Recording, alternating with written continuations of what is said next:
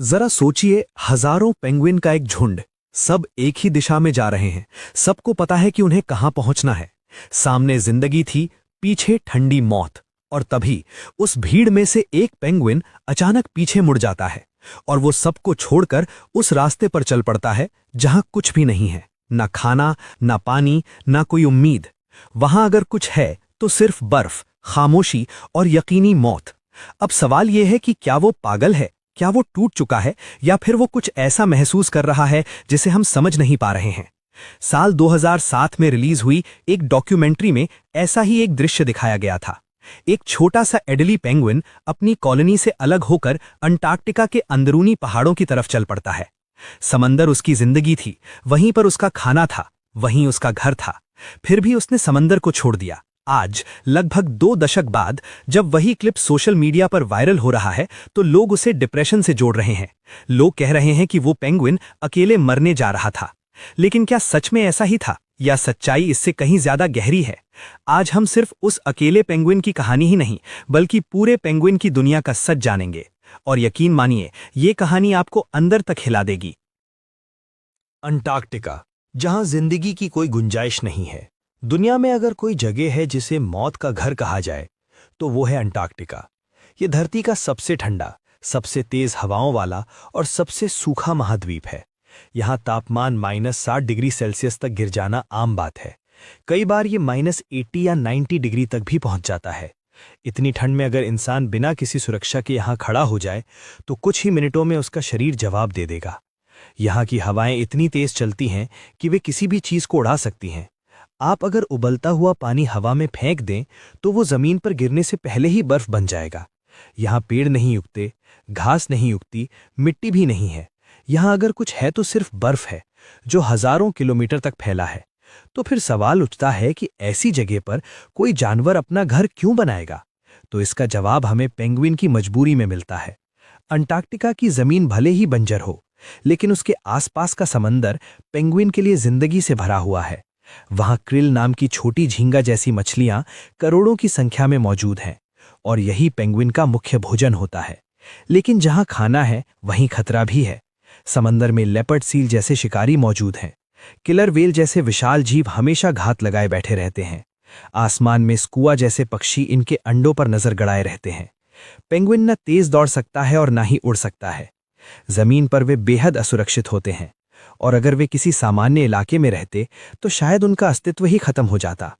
इसलिए उन्होंने एक खतरनाक सौदा किया। उन्होंने दुश्मनों से बचने के लिए मौत जैसी ठंड को अपना कवच बना लिया। अंटार्कटिका की सर्दी इतनी भयानक है कि वहां दूसरा कोई बड़ा शिकारी जीव टिक ही नहीं सकता। यही वजह है कि पेंगुइन ने इस जगह को अपना शरण बना लिया। लेकिन कुदरत कभी भी किसी को मुफ्त में कुछ नहीं देती। अगर उन्हें यहाँ पर दुश्मनों से सुरक्षा मिली तो उसकी कीमत उन्हें हर साल चुकानी पड़ती है। और वो कीमत है भूख, ठंड और हर दिन मौत का सामना। पेंगुइन की जिंदगी आराम की नहीं होती है। हर साल उन्हें जिंदगी और मौत के बीच परीक्षा देनी पड़ती है। अंटार्कटिका में पेंगुइन की कई प्रजातियां पाई जाती हैं, लेकिन सबसे प्रसिद्ध है एम्परर पेंगुइन। ये लगभग 4 फुट तक लंबे होते हैं और इनका वजन भी काफी होता है। फिर आते हैं चिन स्ट्रैप पेंगुइन, जिनकी ठुड्डी के नीचे काली लाइन होती है। जेंटू पेंगुइन, जिनकी चोंच नारंगी होती है और सिर पर सफेद पट्टी होती है। मैकरोनी पेंगुइन, जिनके सिर पर पीले रंग के स्टाइलिश पंख होते हैं। और फिर आती है वो प्रजाति जिसने इंटरनेट को हिला दिया, अडेली पेंगुइन। छोटे कद का, आंखों के आसपास सफेद रिंग वाला ये पेंगुइन देखने में काफी मासूम लगता है, लेकिन इसकी दुनिया बेहद कठोर होती है। दुनिया में जब सर्दी आती है तो ज्यादातर जानवर गर्म इलाकों की तरफ चले जाते हैं, लेकिन अंटार्कटिका में कहानी उल्टी है। यहां सर्दी का मतलब है ब्रीडिंग सीजन। एम्परर पेंगुइन मई और जून में समंदर छोड़कर अंदर की तरफ बर्फीले मैदानों की ओर चल पड़ते हैं। उनकी मंजिल होती है वो जगह जहां वे खुद पैदा हुए थे। कई बार ये दूरी 100 किलोमीटर तक की हो जाती है। सोचिए, वे कई महीनों तक भूखे रहते हैं। रास्ते में उन्हें कुछ भी खाने को नहीं मिलता, लेकिन फिर भी वे चलते हैं, क्योंकि ये उनकी नस्ल बचाने का वक्त होता है। कॉलोनी में पहुंचकर नर पेंगुइन मादा को आकर्षित करने के लिए आवाजें निकालता है, सीना बाहर निकालता है और अपनी गर्दन हिलाता है। जो ज्यादा स्वस्थ और मजबूत होता है उसे साथी जल्दी मिल जाता है। मादा सिर्फ एक अंडा देती है, और यहीं से शुरू होती है असली परीक्षा। अंडा देने के बाद मादा पेंगुइन पूरी तरह थक चुकी होती है। वो अंडा को नर पेंगुइन के पैरों पर ट्रांसफर कर देती है और खुद समंदर की तरफ लौट जाती है खाना खाने के लिए। अब सोचिए, नर पेंगुइन पहले ही 2 महीने से भूखा है और अब उसे अगले 2 महीने तक और भूखा रहना है, वो भी -60 डिग्री की ठंड में, बर्फीले तूफानों के बीच। वो अपने पैरों पर अंडा रखकर खड़ा रहता है। अगर अंडा जमीन को छू गया तो वो वहीं जम जाएगा और बच्चा मर जाएगा। इसलिए नर पेंगुइन हिलता तक नहीं। वो अपने बाकी साथियों के साथ गोल घेरा बनाकर खड़ा रहता है ताकि हवा से बच सके। 4 महीने तक बिना खाना खाए खड़ा रहना कोई मजाक नहीं है। इस दौरान उसका वजन आधा हो जाता है। अगर मादा पेंगुइन समय पर वापस नहीं आई और अंडा फूट गया तो नर पेंगुइन अपने गले से एक खास तरह का तरल निकालकर बच्चे को पिलाता है, जो कि वो उसकी आखिरी बची हुई ऊर्जा होती है। नर पेंगुइन दुनिया का वो पिता है जो सच में अपनी जान दांव पर लगाता है। लेकिन हर पेंगुइन एम्परर जैसा नहीं होता और यहीं से कहानी बदलती है। एडेली पेंगुइन की नेचर एम्परर से बिल्कुल अलग होता है। ये ज्यादा छोटे, ज्यादा एक्टिव और ज्यादा शरारती होते हैं। ये घोंसला बनाने के लिए बर्फ पर पत्थर जमा करते हैं। अंटार्कटिका में घास नहीं होती, इसलिए पत्थर ही उनका घर होता है। जो नर पेंगुइन बेहतर घोंसला बनाता है उसकी साथी मिलने की संभावना बढ़ जाती है। लेकिन यहाँ एक ट्विस्ट है। कई बार नर पेंगुइन मेहनत करने की बजाय पड़ोसी का पत्थर चुरा लेते हैं। जब पड़ोसी ध्यान नहीं देता तो वे चुपचाप पत्थर उठा लेते हैं। कभी कभी एक पत्थर के लिए घंटों लड़ाई भी होती है। इनका ब्रीडिंग सिस्टम एम्परर से बिल्कुल अलग है। यहाँ माँ और बाप बारी बारी अंडे की देखभाल करते हैं। एक खाना खाने जाता है तो दूसरा पहरा देता है। सब कुछ संतुलित लगता है, लेकिन फिर सवाल उठता है कि अगर एडेली इतने सोशल, इतने एक्टिव और इतने संगठित हैं, तो फिर वो एक पेंगुइन अपनी कॉलोनी छोड़कर अकेले मौत की तरफ क्यों चला गया? क्या उसका दिमाग खराब हो गया था, या फिर कुदरत कभी कभी गलत भी करती है? साइंस हमें बताती है कि पेंगुइन के दिमाग में एक नेचुरल नेविगेशन सिस्टम होता है। ये किसी जीपीएस से कम नहीं होता। जब पेंगुइन समंदर में तैरता है तो वो सिर्फ आंखों के भरोसे रास्ता नहीं ढूंढता, वो धरती के मैग्नेटिक फील्ड को महसूस कर सकता है, बिल्कुल एक कंपास की तरह। इसके अलावा वो सूरज की पोजीशन याद रखता है, रात में सितारों की दिशा भी पहचानता है, पानी के बहाव को समझता है, यहाँ तक कि वो समुद्र की गंध और आवाज़ों से भी संकेत लेता है। उसका दिमाग इन सारे सिग्नल्स को जोड़कर एक सही नक्शा तैयार करता है, और यही वजह है कि वो सैकड़ों किलोमीटर दूर जाकर भी अपनी जन्मस्थली तक वापस पहुंच जाता है। लेकिन इस धरती पर कोई भी जीव 100% परफेक्ट नहीं होता है।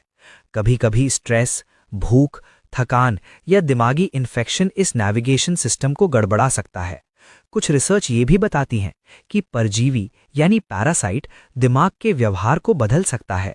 अगर किसी पेंगुइन के शरीर में ऐसा कोई संक्रमण हो जाए तो उसका व्यवहार अचानक बदल सकता है और वो गलत दिशा में मुड़ सकता है। लेकिन क्या इस पेंगुइन के साथ यही हुआ था? इस सवाल का सीधा जवाब आज भी किसी के पास नहीं है। अब एक और गहरी बात समझिए। लोग उस वायरल क्लिप को देखकर कह रहे हैं कि वो पेंगुइन डिप्रेशन में था। कुछ लोग उसे इंसानों की तरह अकेला और टूटा हुआ बता रहे हैं। लेकिन क्या जानवर सच में दुख महसूस करते हैं? तो इस पर साइंस का जवाब है हाँ, जानवर भावनाएं महसूस करते हैं। अंटार्कटिका में कई बार ऐसा देखा गया है कि जब किसी पेंगुइन का बच्चा मर जाता है तो उसके माता पिता लंबे समय तक वहीं खड़े रहते हैं। वे अपने मृत बच्चे के पास से हटते नहीं हैं। वे धीमी और उदास आवाजें निकालते हैं। कुछ तो दूसरे पेंगुइन के बच्चों को उठाने की कोशिश करते हैं। ये व्यवहार सिर्फ एक इंस्टिंक्ट नहीं है, ये भावनात्मक प्रतिक्रिया भी है। लेकिन इंसान अपनी भावनाओं को जानवरों पर थोप देता है। हम हर चीज को अपनी नजरिए से देखते हैं। अगर कोई अकेला चल रहा है तो हमें लगता है कि वो दुखी है। अगर कोई भीड़ से अलग है तो हमें लगता है कि वो टूट चुका है। लेकिन कुदरत में हर व्यवहार का मतलब वैसा नहीं होता जैसा हम समझते हैं। हो सकता है वो पेंगुइन बीमार हो सकता है उसका नेविगेशन सिस्टम गड़बड़ा गया हो, या हो सकता है वो भ्रमित हो गया हो, और ये भी हो सकता है कि वो किसी अंदरूनी जैविक कारण से दिशा खो बैठा हो। लेकिन एक बात तय है कि वो जो कर रहा था वो उसके लिए स्वाभाविक नहीं था। अब एक पल के लिए उस दृश्य को फिर से सोचिए। हजारों पेंगुइन एक दिशा में जा रहे हैं। वे जानते हैं कि समंदर ही उनकी जिंदगी है, वहां खाना है, वहां बचने की उम्मीद है, और उसी भीड़ में से एक पेंगुइन पीछे मुड़ जाता है। वो पहाड़ों की तरफ बढ़ने लगता है, जहां हजारों किलोमीटर तक सिर्फ बर्फ ही बर्फ है। वहां खाने के लिए कोई मछली नहीं है, वहां पानी नहीं है, वहां जीवन का कोई साधन नहीं है। ये सिर्फ रास्ता भटकना नहीं है, ये जीवन से कट जाना है। फिल्म मेकर वर्नर हर्ज़ोग ने जब ये दृश्य शूट किया तो उन्होंने उस पेंगुइन को रोका नहीं। अंटार्कटिका में कानून है कि इंसान कुदरत के प्राकृतिक व्यवहार में हस्तक्षेप नहीं करेगा। वहां आप किसी जानवर को उसकी प्राकृतिक प्रक्रिया से अलग नहीं कर सकते। वो पेंगुइन चलता रहा और धीरे धीरे वो आंखों से ओझल हो गया। उसके बाद क्या हुआ ये किसी को नहीं पता, लेकिन वैज्ञानिक अनुमान यही लगाते हैं कि वो भूख और ठंड से कहीं बर्फ में जम गया होगा। ये सुनने में कठोर लगता है, लेकिन यही कुदरत का नियम है। अब जरा पीछे हटकर पूरी तस्वीर देखिए।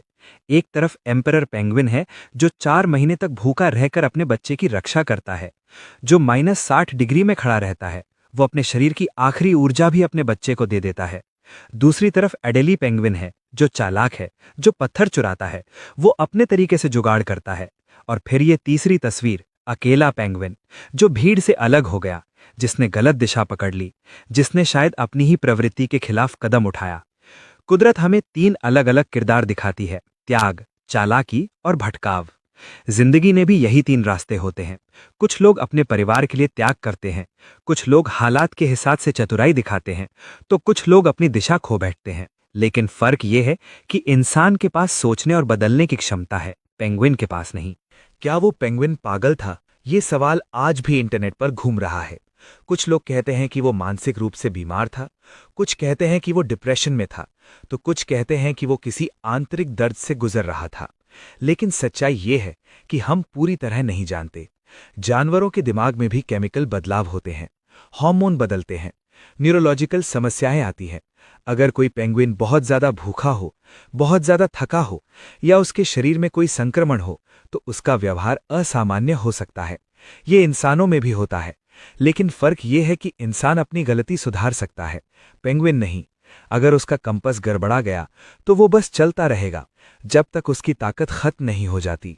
एंटार्क्टिका हमें एक बहुत बड़ा सच सिखाता है कि यहाँ दया नहीं है, यहाँ भावनाओं के लिए कोई जगह नहीं है, यहाँ सिर्फ संतुलन है। अगर कोई कमजोर पड़ गया तो वो बच नहीं पाएगा। अगर कोई रास्ता भटक गया तो उसे कोई वापस लाने नहीं आएगा। कुदरत व्यक्तिगत भावनाओं से नहीं चलती, वो नियमों से चलती है।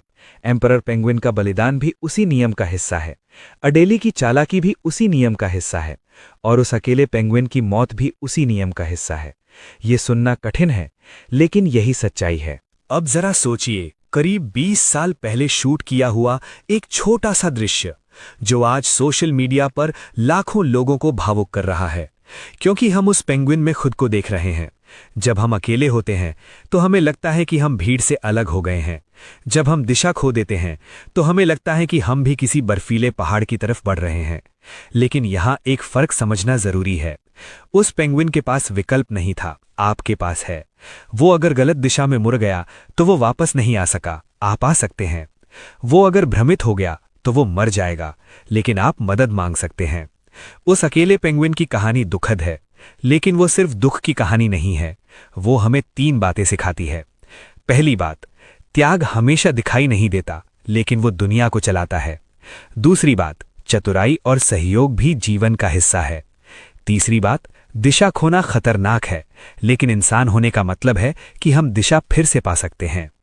अगर कभी आपको लगे कि आप भी भीड़ से अलग हो गए हैं, तो याद रखिए, आप पेंगुइन नहीं हैं। आपके पास सोचने की ताकत है, आपके पास बदलने की ताकत है, आपके पास मदद लेने की ताकत है। अंटार्कटिका की बर्फ हमें डराती जरूर है, लेकिन वो हमें मजबूत भी बनाती है। वहां सिर्फ वही टिकता है जो संतुलन समझता है। पेंगुइन की दुनिया कठोर है, लेकिन इंसान की दुनिया उम्मीद से भरी है। और शायद यही इस पूरी कहानी का असली मतलब है। वो पेंगुइन तो चला गया, लेकिन उसकी कहानी हमें ये याद दिला गई कि जिंदगी में सही दिशा कितनी जरूरी है। अगर आपको ये कहानी सोचने पर मजबूर कर गई, तो इसे आगे जरूर शेयर करें, क्योंकि कभी कभी एक कहानी भी किसी की दिशा बदल सकती है, और दिशा ही जिंदगी है। वीडियो अच्छा लगा हो तो इसे लाइक करें, शेयर करें और चैनल को सब्सक्राइब जरूर करें। धन्यवाद। जय हिंद।